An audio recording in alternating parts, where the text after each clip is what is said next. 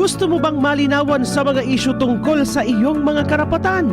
Narito na ang legal na usapan na nagbibigay linaw sa mga legal na katanungan mula sa karapatang pantao, batas trapiko, kontrata, ari-arian hanggang sa mga usaping pamilya at iba pa. Kasama ang Integrated Bar of the Philippines Batangas Chapter. Pag-uusapan natin yan sa paraang simple, malinaw at madaling maintindihan. Legal na usapan. Kabrigada, 7 minuto, makalipas ang alas 8 ng umaga at syempre mga kabrigada, pumapalaot na ang ating programa, ang Tira Brigada mga kabrigada. Kasama po ang special segment ng legal na usapan kasama ang mga abogado mula ho sa Integrated Bar of the Philippines Batangas Chapter. Ngayong umaga mga kabrigada wait lang muna, ang bahaging ito atid sa inyo mga kabrigada, syempre ng ating Yummy Vit. Yung ating Yummy Vit mga kabrigada, marami kasi ang nagtatanong, Brigada Mel, lagi kong napapakinggan sa inyo yung Yummy Vit na yan. Para sa ano ba talaga yan? Yan. Nako mga kabrigada, kung ngayon pala ang ho kayo nakapakinig sa 104.7 Brigada News FM Batangas, ang Yummy Vit po mga kabrigada, isa po yung multivitamins para po sa ating mga chikiting. Meron po yung dalawang klase. Una po mga kabrigada, oral drops. Yung oral drops mga kabrigada, para po yan sa 6 months hanggang 2 years old. At yung syrup naman po natin, para sa 3 years old hanggang sa 15 years old. Type ko yan. Yun po mga kabrigada ang ating Yummy Vita. Ang mga nutrisyon na meron yan mga kabrigada, meron po yung vitamin C, meron po yan mga kabrigadang lysine. Yan, ang lysine natin mga kabrigada ay pampaganang kumain, may taurine, pampatalas ng isipan, at chlorella growth factor mga kabrigada, pampatangkad na kailangan po mga kabrigada. Syempre yung mga nutrients na yan para po sa overall health development ng ating mga chikiting. Yan po mga kabrigada, yung ating Yummy Vit. Yan.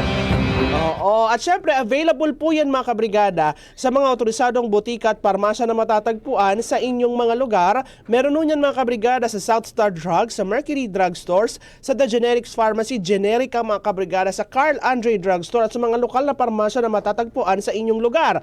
Kung wala pa kayong makita dyan, available po yan mga kabrigada online sa pamamagitan po yan ng Shopee, ng Lazada at ng Brigada Shop na makikita o mahahanap nyo ang ating Brigada Shop mga kabrigada sa ating Brigada app. Ay!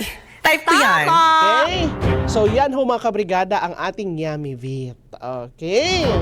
Sige, dara-diretso na tayo mga kabrigada sa ating pag-uusapan ngayong umaga. Ito ay pagmamana ng mga ari-arian. Last time, if I'm not mistaken, napag-usapan na natin mga kabrigada is kung paano gumawa ng will and testament. Ngayon naman, pag-usapan natin, paano ba ang paghahati-hati ng mana sa mga tagapagmana? Hoy, Brigada Mel, wala naman po kaming pera wala kaming property, wala kaming paghahati-hatian. Ganun? Pero at least, makatulong ito sa inyo mga kabrigada upang magkaroon kayo ng kaalaman. Kasama natin mga kabrigada ngayong umaga, sina Attorney Roelito Garcia. Good morning, sir. At si Attorney Ramon Gerard Hernandez. Yes, good morning, sir. Po. Brigada Mel na lang ho. Sige pa. Unahin na natin mga kabrigada. Simulan natin na rin. Yan. Ano po ang ibig sabihin ng succession o pagmamana sa ilalim po ng ating batas? Attorney, sino po? RG. Sige. RG. Well, yung succession po natin o yung pagmamana, one of the modes of acquiring ownership dito po sa bansa natin. There are 7 modes of acquiring ownership dito po sa atin. Nandyan po yung intellectual creation, donation, by virtue of law, tradition, occupation, prescription, at ito nga pong topic natin, succession. This is a transfer of ownership at the time of death. Okay. Pag namatay. So, yun na nga. So, ibig sabihin nun, sir, dito na rin po nagkakaroon ng karapatan yung tagapagmana. Yes po. Oo. Kapag namatay na. Pag kung namatay. sino nung nagpamana. Yes po. Hindi pwedeng before. Ay, hindi ho po pwede. Kung ang pag-uusapan po natin is succession. Oo. Yan. Oo, sa bagay, wala ka naman isasucceed kung hindi pa naman patay yung papamana, di ba? Totoo naman. Sige. So, with that, sir, ano po yung last will and testament at paano po siya ginagawa ng legal? Attorney Attorney RG. Gusto ko lang dagdagan yung sinabi ni Attorney RG. Sige po. Ni RG kasi tama yun. Yung pagbinasa mo yung history, kung bakit nagkaroon ng mga batas na ganyan, yan ay incentive para sa mga tao na mag-accumulate ng wealth. Okay. Para, kaya yung succession parang isang mode o paraan na makokontrol mo pa rin yung kayamanan mo kahit kayo wala na. Yun yung sasagutin ngayon ni Attorney RG tungkol sa last will and testament. Ayan. Apo. Yan. Sige po, attorney. Yan. Yung last will and testament naman po natin, isa po itong kasulatan kung saan pinapasa yung sabi nga ni Attorney Roel, kayamanan ng isang tao sa tagapagmana niya. Meron po tayong dalawang klase ng last will and testament. Nandiyan po yung notarial will, nandiyan din naman po yung tinatawag nating holographic will. Ano po yung pagkakaiba ng dalawang aray? Dito po na po tayo sa holographic will. Although parehas po silang in writing, nasa kasulatan, itong holographic will, sulat kamay ho ito. Okay. O sulat kamay po ito ng nagpapamana. Ito naman pong notarial will, ito po yung kasulatan din naman, nga lang meron tayong mga witnesses na kailangan. Meron ho tayong formalities na kailangan sa isang notarial will at higit po sa lahat, ito kailangan po ay notaryado ng isang abogado. Pero dyan po sa dalawang yan, ano po talaga yung mas madali na kumbaga i-acknowledge ng ating batas? Kung sa mas madali, siguro po, ang opinion ko dyan ay yung tinatawag nating notarial will. Dahil kapag holographic will tayo, marami tayong issues na pwedeng gamitin para atakihin. Questionin. Para questionin itong tinatawag nating holographic will. Pagka notarial will, most likely may guidance po ito ng abogado. Katulad nga po ng lagi naming sinasabi sa practice namin, ay yung mga kliyente sana natin, wag yung basta na lang gumagawa ng kung ano man dokumento o transaction at baka naman ito'y ma-invalidate. Yan po. Okay. Kasi holographic, ikaw lang nagsulat nun eh. Walang nakakakita sa iyo. Tapos pagka ipapaprobate mo yun o paparatibayan mo sa court, hindi kailangan may magpatunay na sulat kamay mo talaga yun. Ina-acknowledge na po ba ngayon sa korte, attorney? Halimbawa, sulat kamay yung will, tapos may video ka. Pwede ba yun? Pwede ba yung maging ebidensya? Sa advent ngayon ng electronic evidence, di maaari mo na rin ipresenta na nag-video ka habang ikaw'y nagsusulat. Kasi nung ginawa itong batas na ito, civil code, matagal na, wala pang gayon. Wala pang electronic But evidence. in the court, being attuned to the times, ay pwede pong ipresenta yon. Pero hindi po nakalagay doon. Ang sasabihin lang ng sa batas may magpapatunay lang, familiar doon sa sulat mo di ba? So yun kadagdagan na lang po yun. Hindi po required, ika nga, itong video. Kasi tama po yung, tamang-tama po yung sinabi ni Attorney Roel.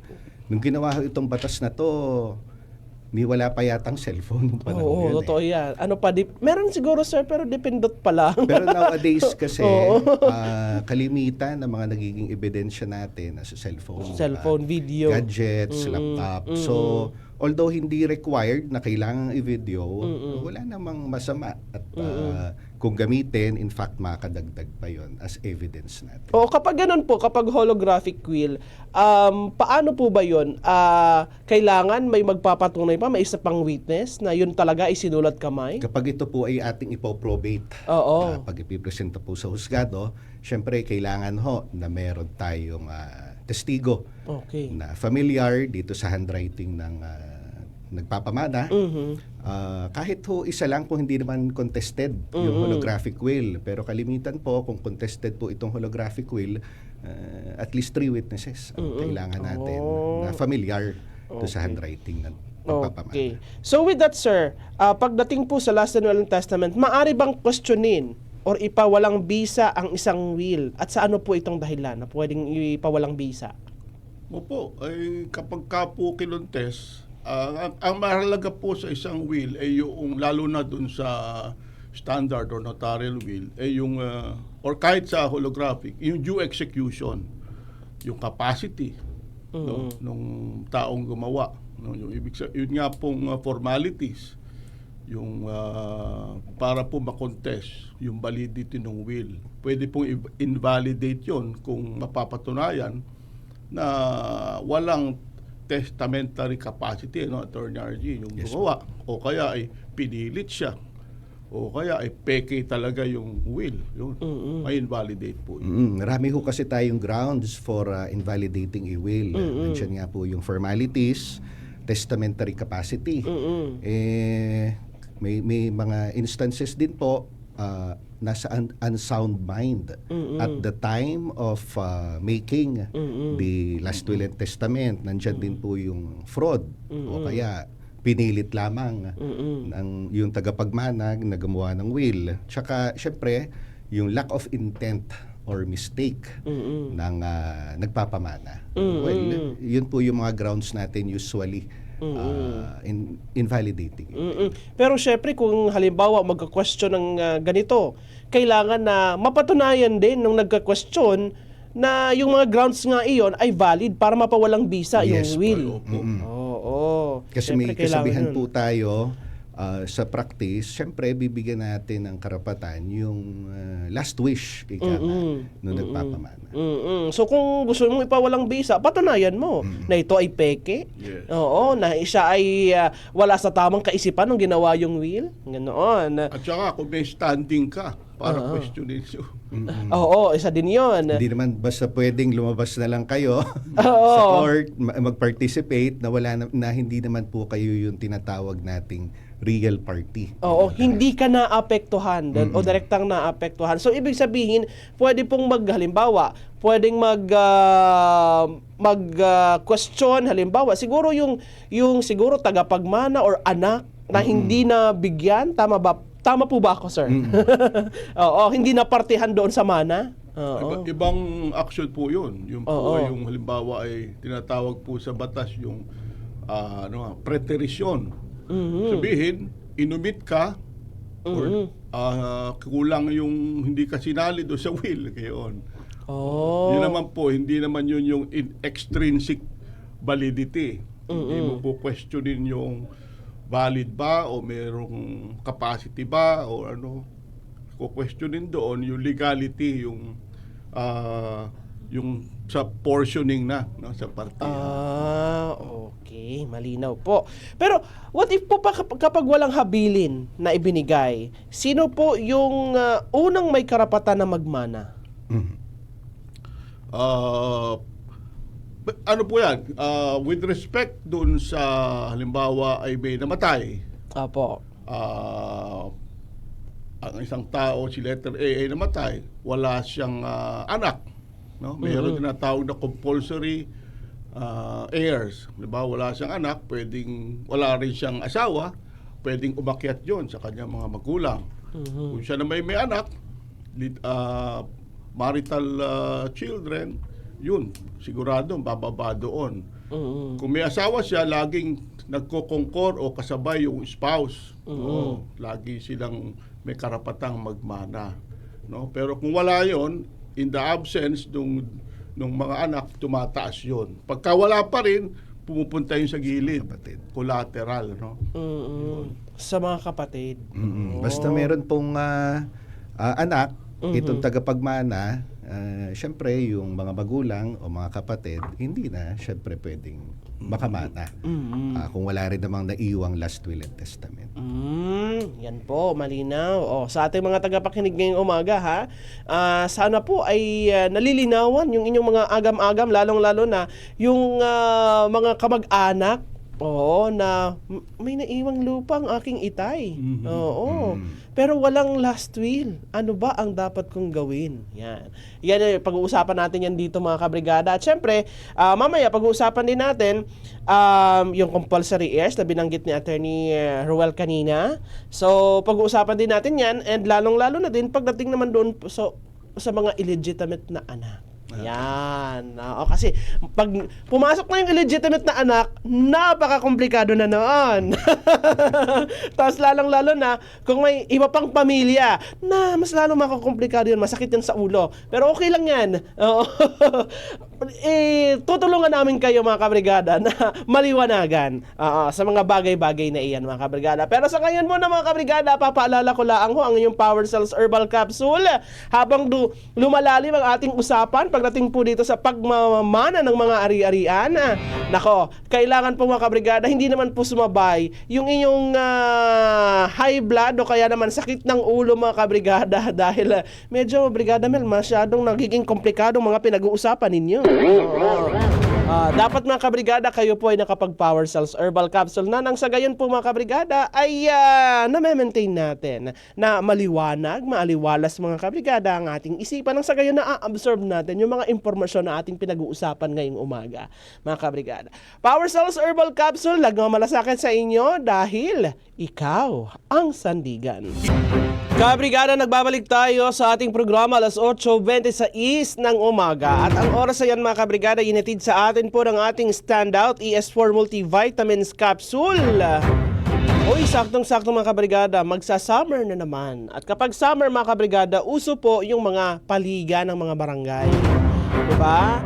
Karamihan dyan mga kabrigada, yung mga kasali dyan ay mga teenager. Yan. Saktong-sakto po mga kabrigada, yung ating standout ES4 Multivitamins Capsule para sa kanila. Oo, dahil po mga kabrigada, yung ating standout ES4, finormulate po talaga sila para po mga kabrigada masuportahan yung active mga kabrigada na lifestyle and active po mga kabrigada na kumbaga ganyan sa mga sports. Yan. Malaking tulong po yan mga kabrigada para masuportahan yung energy, yung lakas po mga kabrigada ng inyong mga chikiting. Mga teenager na anak natin. Yan. Nang sa gayon po mga kabrigada ay kapag gusto nilang sumali ganyan sa mga paliga mga kabrigada, abay hindi po agad yung madaling mapagod ba. Yung stamina nila mga kabrigada ay nasa-sustain. Malaking tulong po dyan mga kabrigada yung ating standout ES4 Multivitamins Capsule. Okay? At available po yan sa mga otorisadong butika at parmasya na matatagpuan sa inyong mga lugar. Tama! Aha. Sige mga kabrigada, dara-diretso na tayo sa ating pinag-uusapan kanina. Naitanong na natin, pag walang iniwang will. So, sabi ni na Attorney Roel at Attorney RG, ay kung walang anak, walang asawa, o pwedeng sa nanay, or kung wala pa din, kung patay na yung nanay at tatay, doon na sa mga kapatid. Ngayon po, kung meron pong anak at asawa, paano po yung paghahati ng ari-arian kapag ganoon? Sige po. Attorney Roel. Oo. Siyempre, sabi nga natin kanina, anong pinag-uusapan natin ngayon? Kung walang will or may will? No? Pag walang will, po. Pag walang will, ang tinatawag doon yung extrajudicial settlement ng ari-arian ng estate, ano? Kapag may asawa at anak, so una-muna babayaran kung meron mga obligasyon yung estate, no? Intindihin natin yung ari-arian ng mag-asawa, no? Depende yan dun sa kanilang regime, property regime. Ngayon, karaniwan community of property. So ibig sabihin, lahat ng ari-arian nila kanila yon sa kanilang dalawa. Except yung exclusive property ng bawat isa. Ngayon, pagka namatay yung si spouse halimbawa at meron siyang isang anak at asawa, so babayaran yung utang, pagkatapos yung share estate na natitira, yun yung paghahatian nung ina at anak. So ang paghahati po niyan sa percentage po kaya, attorney, paano po kaya iyon? Yung kalahati lagi ay sa anak, no? Okay. Pagka ganun extra walang testamento, adi hati sila. Hati po sila. Okay. Kung dalawa lang sila, hati. Po. Sige. Pagdating naman po, kanina nabanggit na po yung compulsory heirs. So ano po ito? At sa ilalim po ng Civil Code of the Philippines, ano po ang pagpapakahulugan dito ho yan sa compulsory heirs na tinatawag natin? Attorney RG. Yes po. Itong compulsory heirs, ito talaga yung tagapagmana nitong Walang matay. pwedeng kumestyon. Yes, nandyan po yung, syempre nabanggit natin kanina, nandyan yung surviving spouse, nandyan po yung descendants. Again, kung wala po tayong descendants, walang anak, so doon po pumapasok yung karapatan ng mga magulang. Opo. O kaya kung wala pa rin, katulad nga po nung sinabi ni Attorney Roel, edi yung mga kapatid, doon pa lang sila pwedeng pumasok, ika nga, yung karapatan nila para makamana. So, yun yung compulsory heir. Ano po yung ibig sabihin naman po ng legitime at bakit ito hindi maaring basta-bastang alisin? Ito pong legitimate na ito ho yung karapatan talaga ng isang compulsory heir sa kung ano mang naiwan ng kanyang magulang o nung nagpapamana. Hindi ho ito pwedeng galawin dahil batas na ho mismo ang nagsabi. Nasa kanya to. Dahil ikaw ay tagapagmana, entitled ka sa ganitong portion ng property. May tinatawag po kasi tayo sa laws on wills and succession. Meron ho tayong tinatawag na legitime. Ito yung kalahati kalahati nung naiwan na properties. Yung kalahati naman ho, yung tinatawag nating free disposable portion. Okay. So, dito sa free disposable portion, yung nagpapamana, pwede niyang ibigay halimbawa sa simbahan o kaya sa kung anumang organisasyon na tingin niyang dapat o gusto niyang bigyan ng mana. As long as hindi ho masasagasaan yung tinatawag nating legitime na para talaga sa mga tagapagmana. Okay. So, sineset aside na ng batas. Opo. Karaniwan po na pag-uusapan yun, Attorney RG, pagka mayroong dokumento pag may testamento. Kasi pag may testamento, merong yung gumawa ng will, minsan meron siyang binibigyan, sabi nga ni Attorney RG, halimbawa sa simbahan. Pero titingnan muna kung yung legitimate baga na sinet aside ng batas, hindi mababawasan. Kaya karaniwan, usually, na pag-uusapan yan sa merong testament. Okay. So ibig sabihin, kapag may may last will and testament, nasa iyo. Pero dapat yung para doon sa compulsory heirs mo, dapat nandoon yun, maibigay mo yun. Hindi mo pwedeng alisin yun. So ibig sabihin din po, hindi pwede na hindi bigyan yung ng mana yung isang anak. May mga pagkakataon po na pwedeng hindi bigyan. Yung tinatawag nating disinheritance. Okay. Ano ba yung usual na grounds po para ma-disinherit ang isang anak? Unang-una nandiyan po yung you attempted on the life of the testator. Okay. Syempre, you committed adultery dun sa asawa ng testator, yung nagpapamana. Nandyan din po yung sinasabing living a disgraceful life.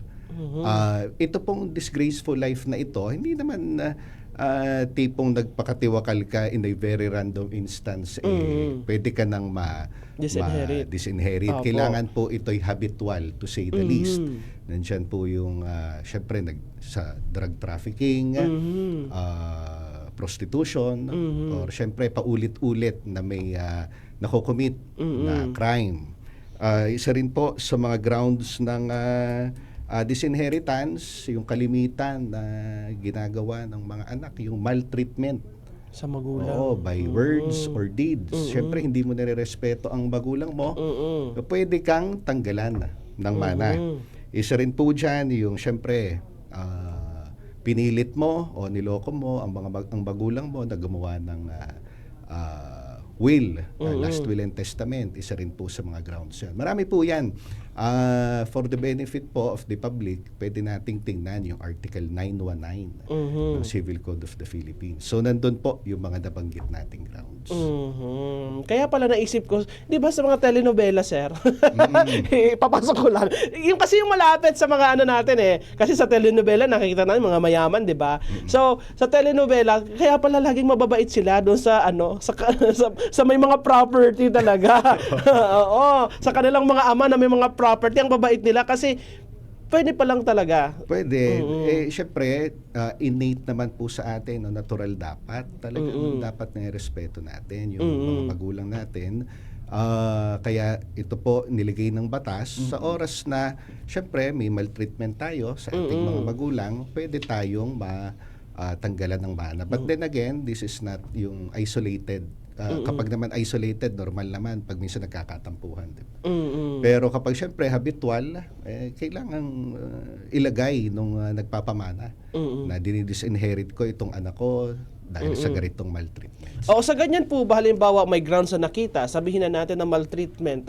So ibig sabihin po ba yung mag-iiwan ng mana, siya din po ay kailangan na magbigay ng patunay na ako'y minaltrato nitong anak ko to, nitong ako'y nabubuhay pa. Kailangan po ba magpakita pa siya ng mga ebidensya? Siyempre, kung siya po ang magpapakita ng ebidensya, tingin ko dapat ibang tao na ng tumestigo. Kasi siyempre, pag nagpo-probate tayo ng will, yung testator o nagpapamana, wala na, patay na. So, pinakamaganda po niyan, siyempre may tetestigo tungkol dito sa mga maltreatment.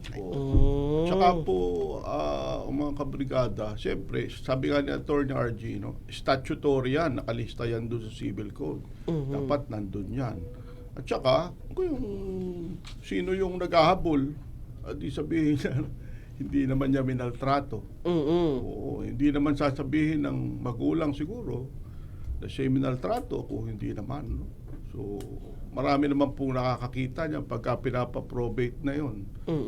Sabihin ng mga testigo, sabi nga na Attorney RG na ay talagang minamaltrato, di talagang disinherited yung salbahing anak.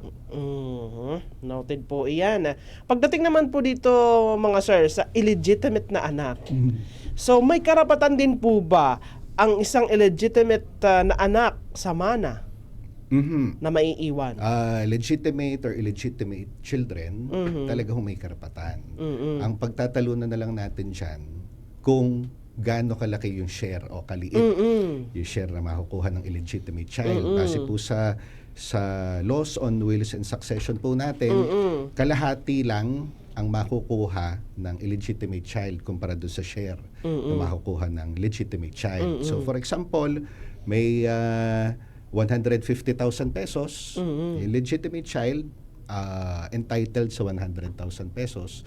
Yung 50,000 pesos, yun lang dapat ang magiging share ng illegitimate child. Kumbaga, kung sa percentage, sir, kung ang anak na legitimate ay 50%, si illegitimate child ay 25% lang. Ayan. 1/4 siya. 1/4 siya. So, eto, kailangan po bang ma-recognize muna o maipakilalang legal na anak bago makapagmana? Ay, opo, statutory po yan sa batas. Kinakailangan i-prove muna, siyempre, yung filiation. Kasi tama naman na wala namang kasalanan yung anak na hindi siya legitimate. Oo, kaya lang, para sa mata ng batas at sa mata ng tao, patas lang. Kailangan patunayan mo muna with proper evidence, documents na tunay ka nga na anak. Hindi nga lang illegitimate nga. So ibig sabihin kahit hindi po siya kilalanin nung nagpamana na anak, pwede siyang humabol? Oo, isa 'yun sa mga ebidensya sana na kinikilala siya habang nabubuhay pa, Merong mga sulatan sila, merong notarial or sulat lamang na siya kinikilala, or mayroong mga instances na lagi siya nandoon sa mga gatherings. Ngayon, kung hindi siya kinikilala, hindi siya nakilala, nagkaroon ng pagkakataong makilala, pwede niyang patunayan sa pamamagitan ng mga available na ebidensya sa kanya na sinaad ng batas. Oh, okay. So, ganun pala yun. So, dito napapasok siguro, attorney, yung DNA test. Maaari. Oo, maaari, di ba? Opo. Oo. Ipapa-DNA test, lalo na kung may questionable yung na ikaw ba talaga ay anak? So, yun nga DNA lang po, testing. kapag i-DNA test natin, syempre, kung namatay na yung testator o yung nagpapamana, complex lang yung procedure sa DNA testing. Pero marami naman po tayong documentary exhibits na pwedeng gamitin. Patunayan yung filiation. Oo. So, maaari bang alisin sa mana ang illegitimate child sa pamamagitan po ng will? Di, katulad din ng ibang disinherit, hindi ganun din. Oh, Kung meron siya doon sa mga pwede. grounds na nabanggit ni Attorney RG kanina. Okay. Yun. Oo. Malinaw po. Yung may mga, parang pangit na sabihin na may mga illegitimate child. Ganon? Oo. So, sana naman po ay, sabi nga natin, maging fair ba? Oo, sa mga ganitong pagkakataon. Nako, mahirap pala topic ito, sir. Kasi syempre, kailangan na yung mga sensibilities ng ating mga kabrigada, hindi po parang istorya ko yun. Oo. Kagaya na nasabi natin kanina, hindi naman nila kasalanan yun. Oo, totoo. Na sila po ay maging isang illegitimate na anak, 'di ba? Pero sa magandang pagkakataon mga kabrigada na, magdi-disclaimer lang ako mga sir ha. Yung pinag-uusapan po natin dito, it's purely for discussion laang. Oo. Academic discussion lamang po ito. Wala po ditong walang pinapatungkulan na kung sino. Oo, ano man sitwasyon ninyo ha. Mas maiga na yung malinaw at baka pinag-uusapan ako doon, minamarites ako doon sa brigada. Naman ho. Ganon? Wala ho, yung mga question natin dito mga kabrigada ay purely para lang sa kaalaman ng ating mga tagapakinig. Okay? Sige, mag-break muna kami. Magbabalik pa po mga kabrigada. Ang inyong tira brigada. Kasama po mga kabrigada ang mga abogado sa Integrated Bar of the Philippines, Batangas Chapter. Pero bago lahat mga kabrigada, ang inyong Power Cells Herbal Capsule. Huwag niyong kalilimutan. Pangalawang beses ko na pagpapaalala sa inyo. Power Cells Herbal Capsule mga kabrigada. Tuldo ka ng sakit dahil ikaw ang sandigan. Kabrigada, nagbabalik tayo sa ating programa alas 8:49. Ang oras na yan mga kabrigada, atid sa atin ang ating Guard C Plus with Zinc. Always protektado ang inyong kalusugan. Napapansin nyo ba mga kabrigada na kapag ngayong panahon na ito mga kabrigada, medyo nagiging dry ang hangin. Ibig sabihin mga kabrigada, yung ihip ng hangin, imbis na parang ang nangyayari po mga kabrigada ay nakaka-dry, nakaka-apekto po mga kabrigada sa ating balat. Nauso yung kati-kati. Ganon? Kung ikaw po mga kabrigada ay medyo mayroong sensitive mga kabrigada na skin, yan po mga kabrigada ang nagiging problema dyan. Pinupuno ng kati-kati ang inyong katawan. Yan. Ang solusyon dyan mga kabrigada, kailangan laang ho nating i-moisturize yung ating skin. Yan. Pwede kang gumamit ng mga lotion, mga kabrigada, nang sa gayon po mga kabrigada, ay hindi po masyadong mag-dry ang iyong skin. Pero yan po kasi mga kabrigadang lotion ay pang dyan lang sa sa labas. Mas maigi mga kabrigada kung magkakaroon tayo ng healthy skin. Na kahit ano man po mga kabrigadang panahon ay makalimutan mo man mga kabrigada maglagay ng lotion ay hindi ka po magkakaroon ng problema. Yan. Tama! Diyan po mga kabrigada, maaasahan nyo ang ating Guard C Plus with Zinc. Yan. Type ko yan. May vitamin C po kasi yan mga kabrigada na malaking tulong para po sa collagen production ng ating balat. Tama! Yan.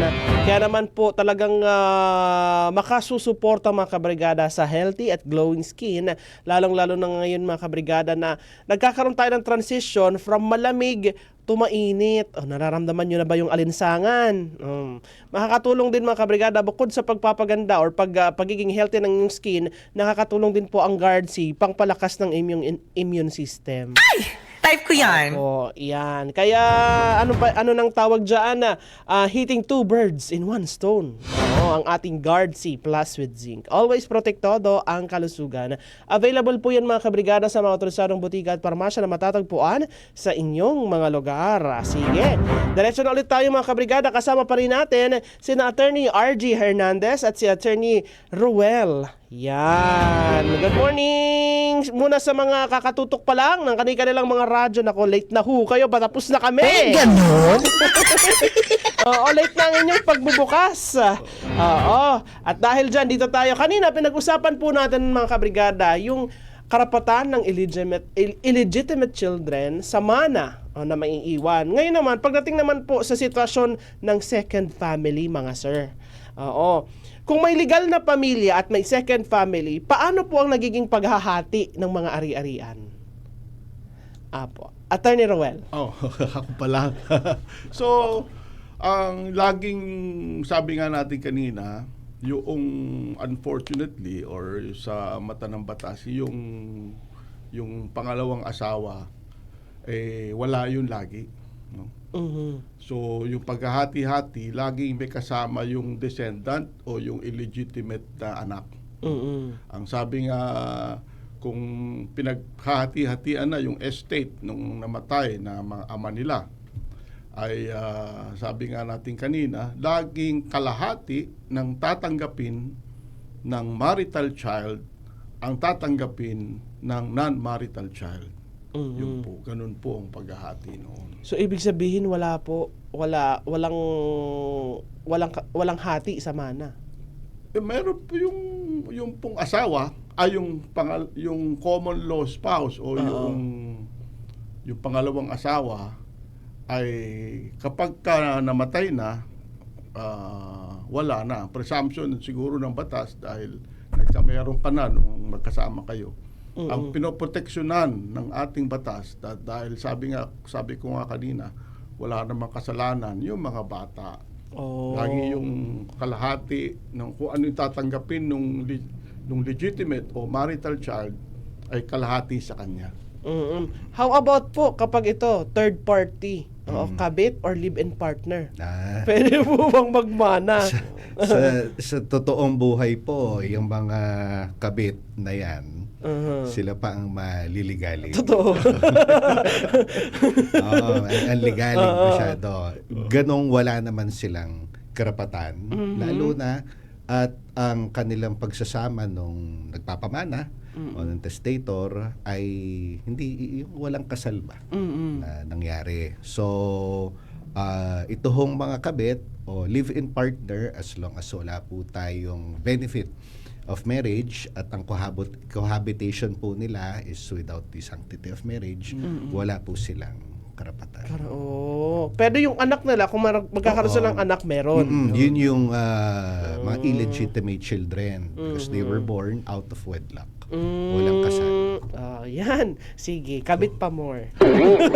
Kwento ko lawang sa inyo, no? Apo. Na meron na ngayon mga naging desisyon o isang landmark decision, no? Attorney RG, ang Supreme Court, na parang nire-relax ng konti yung Iron Curtain Rule. May tinatawag na gano'n na yung illegitimate, dati hindi siya nakakatanggap doon sa ascendant o magulang ng kanyang ama, no? Ngayon, ni-liberalize nila yon doon sa isang kaso na pwede siyang makatanggap hindi lamang doon sa kanyang ama kundi sa ascendant o yung mga lolo. Oy, okay. Yon.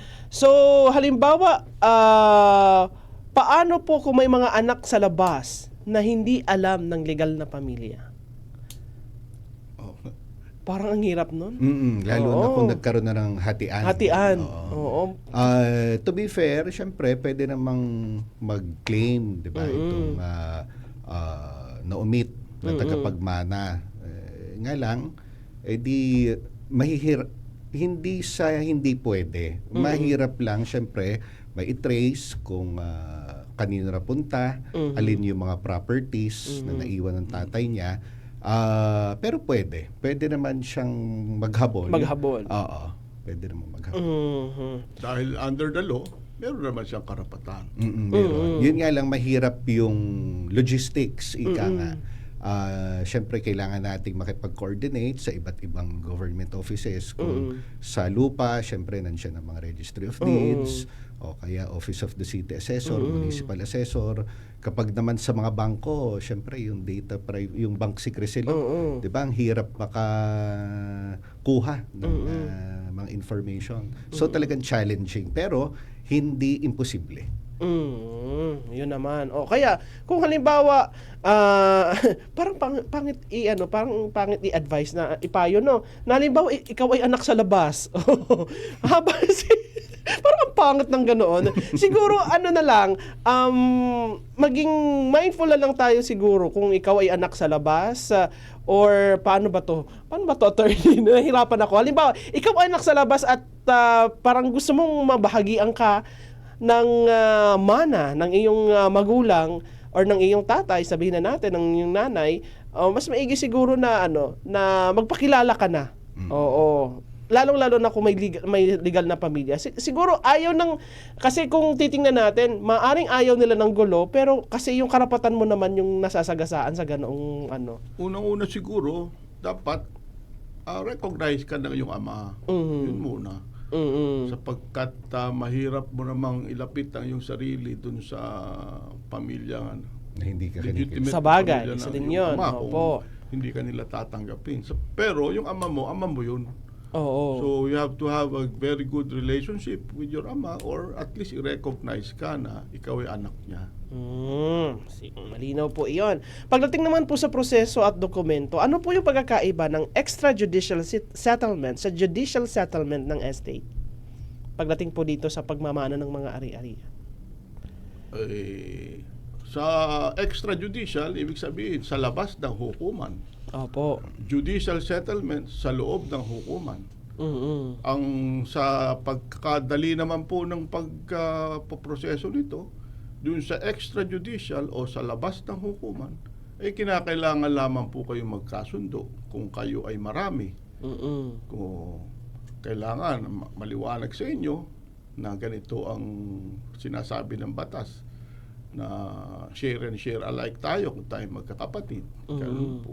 Kung naman sa loob ng hukuman, adi magpapabayaan ninyo ang hukuman na magdesisyon kung paano ang inyong tamang partihan. Oo, tamang hatian. Pinakamaganda po lagi dyan, ina-advise naman namin sa clients, daanin nyo na lang sa extrajudicial settlement. Mas madali. Siyempre, less expensive kumpara sa judicial settlement. Siyempre, ifa-file pa yan sa husgado. And yun nga, bukod pa doon, lagi namin ina-advise, siyempre, wag nating patagalin ang pagpirma o paggawa ng extrajudicial settlement. Dahil siyempre, may mga taxes tayong binabayaran yan. Pag hindi ka umabot sa ganitong period of time, magkakaroon ka ng penalty, interest. Sa end naman ng client, pag minsan nahihirapan sila kasi yung ibang mga tagapagmana nasa ibang bansa Oo. So, kailangan pang magpa-SPA, di ba? Yun lang, challenging once again, pero hindi siya imposible. And mas maganda lagi mag-extrajudicial Settlement. Oo, para magkasundo-sundo na kayo. Oo. Baka mamaya mga apo na nila ang makinabang, diba? Totoo. Kung Oo. dadaanin natin ng judicial settlement. Oo, mas malinaw po iyon, mga kabrigada. Sige. Oo. Sa panghuli natin, mga kabrigada, doon tayo sa mga sitwasyon. Oo, na-identify lang natin na kadalasan nangyayari po, mga kabrigada, sa mga pamilya pagdating po, mga kabrigada, sa pagmamana ng mga ari-arian. Yung mga gustong magtanong, maisasangguni, mga kabrigada, sa ating mga kasamang abogado, pwede nyo po yan ipadala, i-comment na lamang po sa ating comment section, or kung hindi, kung ayaw nyo makita yung pangalan ninyo dyan sa comment section ng ating Facebook Live, i-text nyo po, mga kabrigada, sa 0945-287-6650. Okay? Ulitin natin, 0945-287-6650. Yan. Pero bago ang lahat muna, mga kabrigada, magbe-break muna kami sa aming pagbabalik. Ito yung tanong na ating iiwan muna para sa ating pagbabalik. Paano kung may utang ang namatay? Kailangan po ba bang unahin na magbayad ng utang bago po hatiin ang mga ari-arian? Yan po mga kabrigada, ang ating ibibiti na tanong. Yan. Dito po yan mga kabrigada sa ating segment na legal na usapan. Mga kabrigada, magbabalik pa po ang inyong programa at syempre ang bahaging ito ay natin sa inyo ng ating Power Cells Herbal Capsule. Tulukan ng sakit dahil ikaw ang sandigan. Kabrigada, 7 minuto mga kabrigada makalipas ang alas 9 ng umaga at ang oras na yan mga kabrigada ihatid sa atin ang ating Drive Max Plus Herbal Capsule. Type ko yan. Ang paborito ng mga mister at mga misis. Drive Max mga kabrigada. Type ko yan. Sige, diretso na tayo mga kabrigada dahil huling yugto na siya. Diyan mamaya ako bibiluhan si Drive Max. Huling yugto na mga kabrigada ng ating legal na usapan. Kanina mga kabrigada, yung tanong na ating ibinitin, paano po kung may utang na ang namatay? Inuuna po ba yung bayad sa utang bago po yung hatian? Attorney Ron. Siyempre po, sabi nga na unang panimula kanina ni Attorney RG, yung succession o manahan, transmission of property yan, transmission of rights, including the obligations, no? Na yung ipapamana o mamanahin.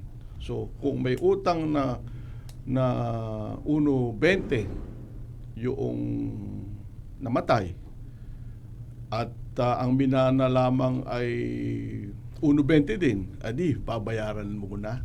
Kung may utang na 1.20, ang minana ay piso lang, ang babayaran lang ay piso muna. Piso lang. Okay. No? So, obligasyon po yun ng estate na isettle muna ng heirs ang utang. Hindi na yun ang namatay. Ang treatment na doon, yung estate na. Yun na po ang may utang. At saka kalimitan po ng tanong dyan, ang mana ba na utang? Ay, ang utang ba namamana? Hindi. Hindi po. So, ang kailangang habulin ay yung estate o yung properties na iwan nung namatay.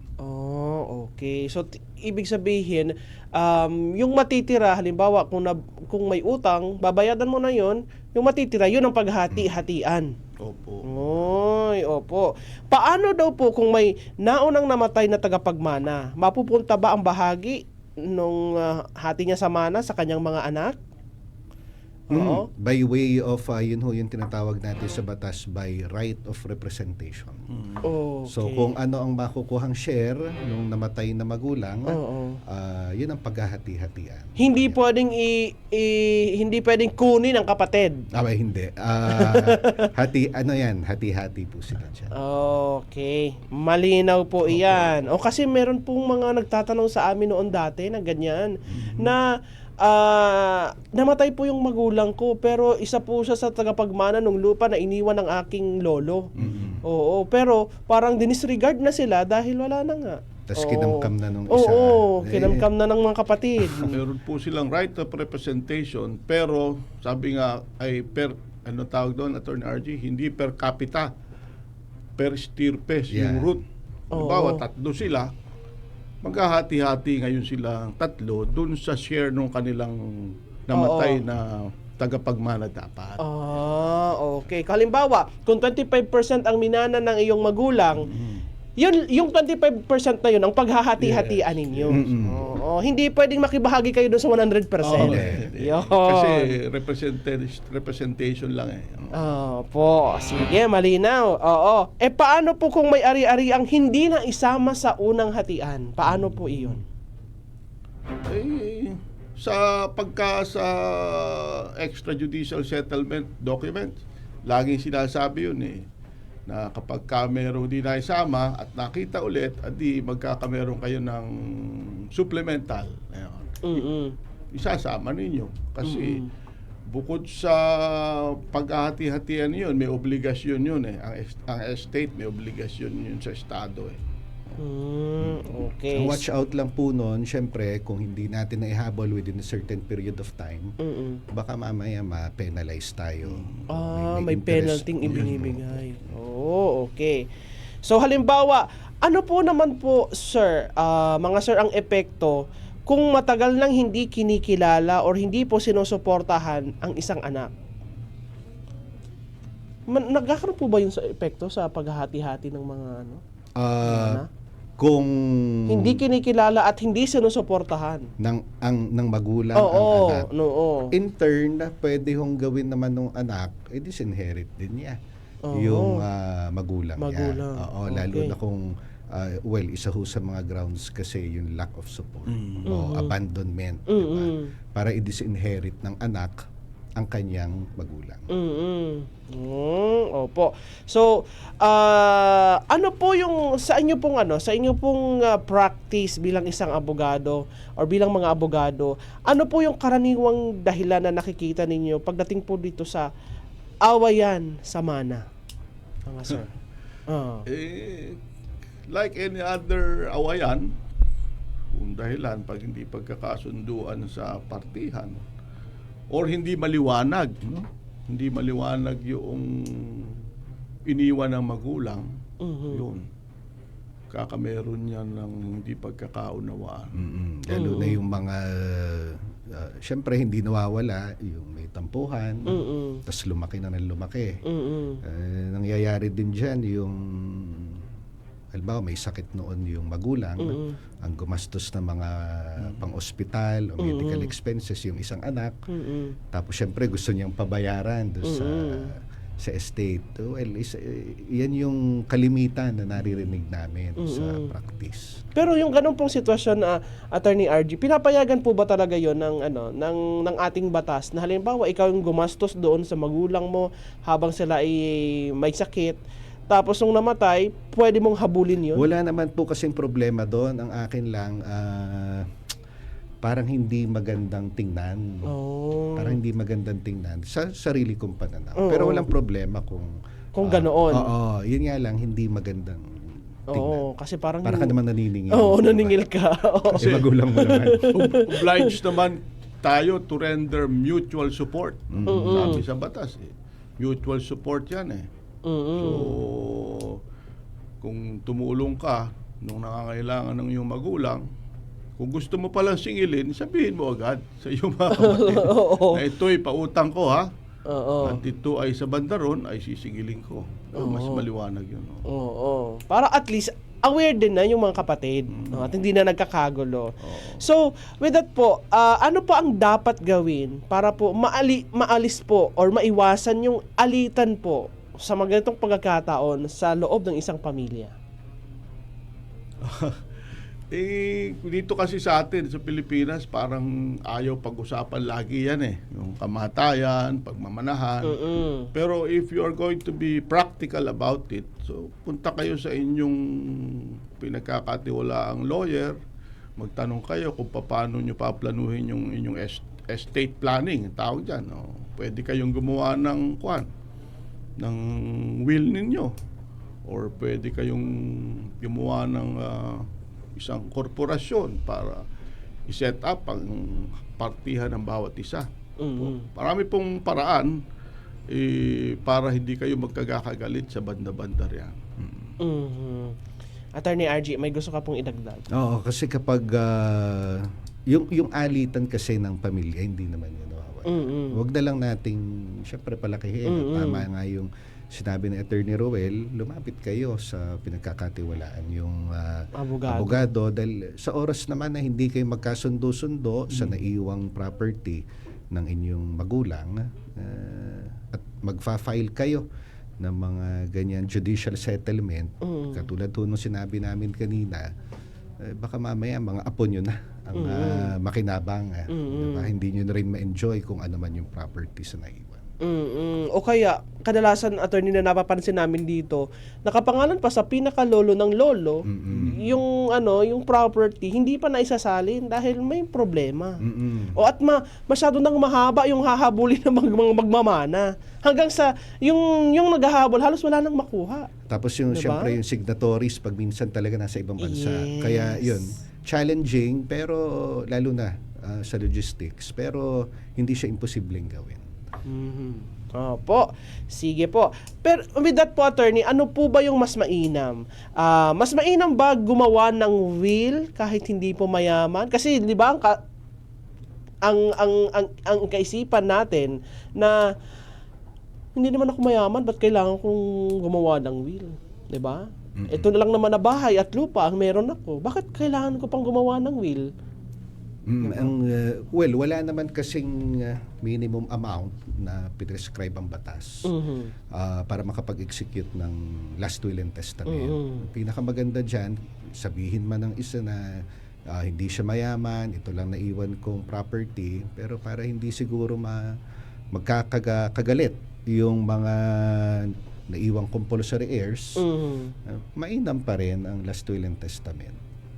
Minsan kasi 'di ba yung mga halimbawa, mga magulang natin, minsan ay inilalagay nila may tiwala naman ako sa mga anak ko na kaya nilang paghati-hatian, kaya nilang magkasundo-sundo kahit maiiwan at walang magiging tagapagmana. Hindi kasi na-foresee rin minsan nung buhay ang mga magulang, 'di ba? Ayos ang samahan ng Oo, mga mga anak. close. Oo. Pero nung namatay, nung nawala, saka lumabas ang ugali. So, pinakamainam lagi, may last will and testament tayo. Ang beauty po kasi pati nun, kahit wala ka na, ay nagkameron ka pa ng certain amount of control sa disposition ng iyong naipundar. Kaya meron kang incentive na mag-accumulate ng wealth sapagkat alam mo na dahil meron kang ginawang kasulatan in proper order, matutulungan mo yung mga anak mo na magbahabahagi. Sapagkat may control ka meron kang will Opo, sige. Maraming salamat po mga sir sa inyong mga kaalaman na ibinahagi ngayong umaga. Ito lang, ihahabol ko lang yung mga katanungan ng ating mga tagapakinig. Galing kay Ate Flossie, ang sabi niya, ang tanong niya po sir, ask ko lang po mga sir, Mamel, tungkol sa lupa na kinatatayuan namin ng bahay at lupa. Wala na po ang inay at itay. Oo, namatay na daw po. At mga kapatid ng tatay, sino po ang mag-aayos ng mga kasulatan? Wala po kaming hawak, pati mga lupa nilang naiwan sa Romblon. Oo, pag nagbakasyon po kami doon, doon daw sila natuloy at sila din daw pong mag-asawa ang nagpapagawa. 7 silang magkakapatid na naiwan ng aming mga magulang. Yun ang katanungan po ni Ate Flossie. Oo.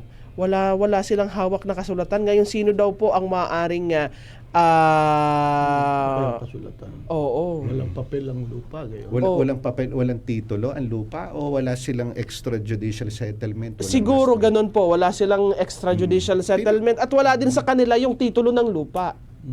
Ang matitrace nila yung identity ng papeles ng lupa, una sa Office of the Municipal Assessor o City Assessor. Then from there, kung may titulo ito, may TCT, maaari nilang malocate yung identification niyan, yung details sa Registry of Deeds. Kung wala naman silang, kung ang sinasabi dito walang last will and testament, para mapalipat sa kanilang magkakapatid, gumawa sila ng extrajudicial settlement. Kung sino ang magsisimula, huwag na lang mag-intayan. Oo, at their own initiative na lang. Oo, mag-initiative na Ate Flossie na kausapin mo na yung mga kapatid mo tungkol doon sa lupa. Mas maigi ng ganoon. Ikaw nang mauna kaysa magkanda problema pa mas lalo pagdating ng panahon. Opo. Baka kasi natatakot sila, attorney, na kapag ako siguro ang nag-initiate na ganitong gawin ko, baka isipin nila ay masyado akong atat na makuha yung ganitong 'di ba? Nakukuha naman sa paliwanagan. Opo, sige. Oo, eto naman. At tanong ni Attorney Ben dyan. Oo. Nagandaan ko din yung kanyang katanungan. Wait lang at nawawala. Yan. Sige, sabi ni Attorney Ben dyan, kalimitan po kasi, saan na ba gayon? After mamana ng mga anak ang property, nagwawatak-watak na sila kasi wala na yung may common interest. May paraan po ba kung saan maaari kong kontrolin ang aking mga ari-arian kahit patay na ako na hindi ito nahahati sa aking mga tagapagmana? Yan. Oo naman, Attorney Ben dyan. Oo. Depende yan sa kung ang anak mo ay 5. Opo. Di bahaginin mo sa 6. Oo. So yung ika-6, yun yung inyong common na i-administer. Oo. Or gumawa kayo ng corporation nyo.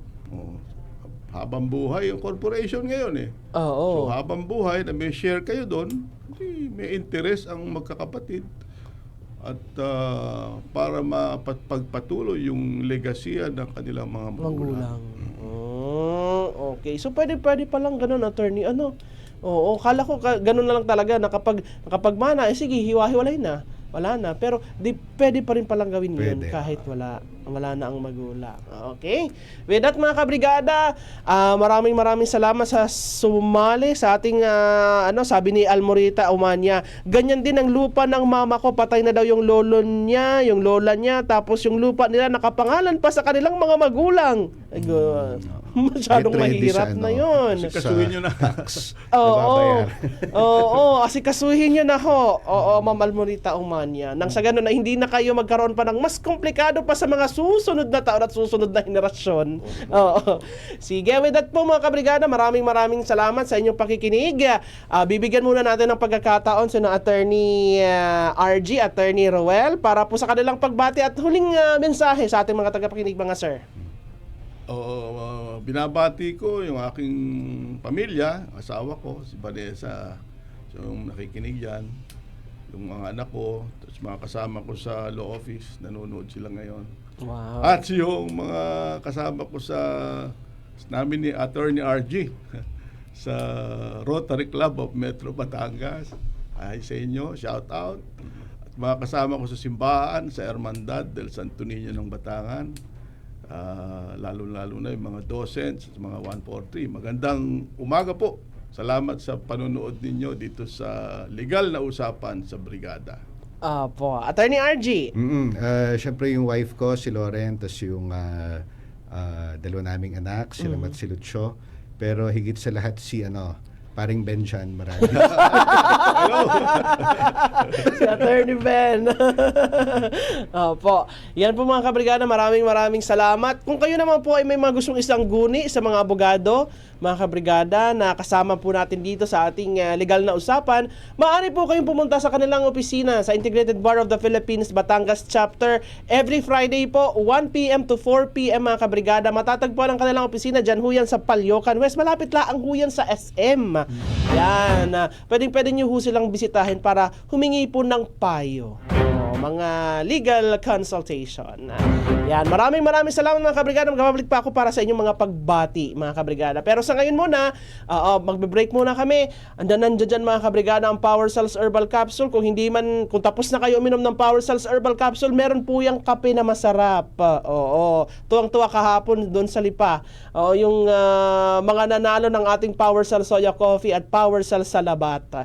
Yan, first time daw nilang matitikman. Sabi ko, sige lang, masarap po iyan. Lalong-lalo ng Power Cell Soya Coffee, mga kabrigada. Nako, pag nainom ako ng Power Cell Soya Coffee, mga kabrigada, kaya kong tumagal hanggang alas 12 nang wala po, mga kabrigada, ang tinapay na kinakain. Tama! Walang almusal. Oo, ganun po, mga kabrigada, yung magandang effect ng ating Power Cell Soya Coffee. Plus, soya po yan, mga kabrigada. Wala po yung caffeine. Kaya, healthy po yan, mga kabrigada, at hindi po kayo magkakaroon ng acidity. Yan, sa inyong katawan kapag kayo po ay nakapag-Power Cell Soya Coffee. Pero sir, yung iniinom nyo po ngayon ay Maxan Coffee po iyan.